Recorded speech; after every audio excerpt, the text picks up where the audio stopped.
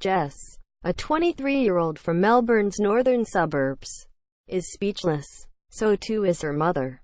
On Wednesday night, the pair sat down to watch Struggle Street's second season.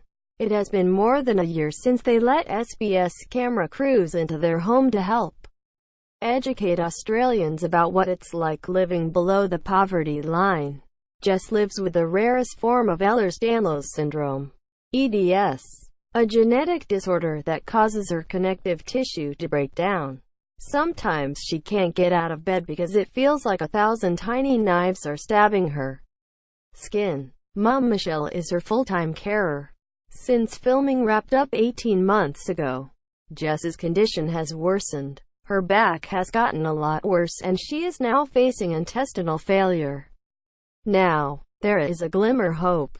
Not long after the credits rolled on their episode of Struggle Street, a friend called and asked if Jess had seen her GoFundMe page.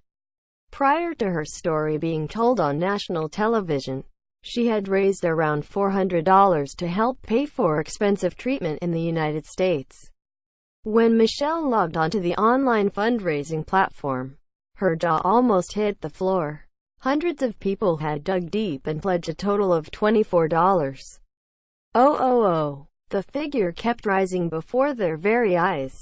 "We checked it again and nearly fell over," Jess said. "We didn't think anything like this would happen. It makes my heart so warm." Quote, as of Thursday afternoon, Jess had raised more than $53,000.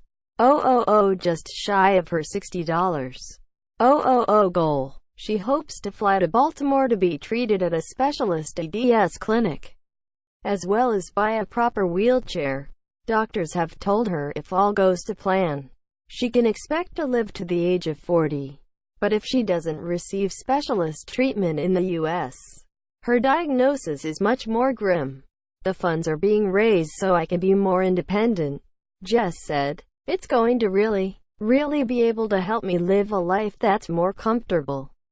I don't know what's going to happen, but with this money and the treatment, I'll be able to live a little bit more comfortably."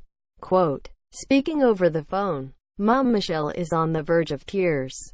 But for the first time in a long time, they're tears of joy. "A thank you to people does not seem enough," she said. "I wish I could hug every single one of those people who have donated.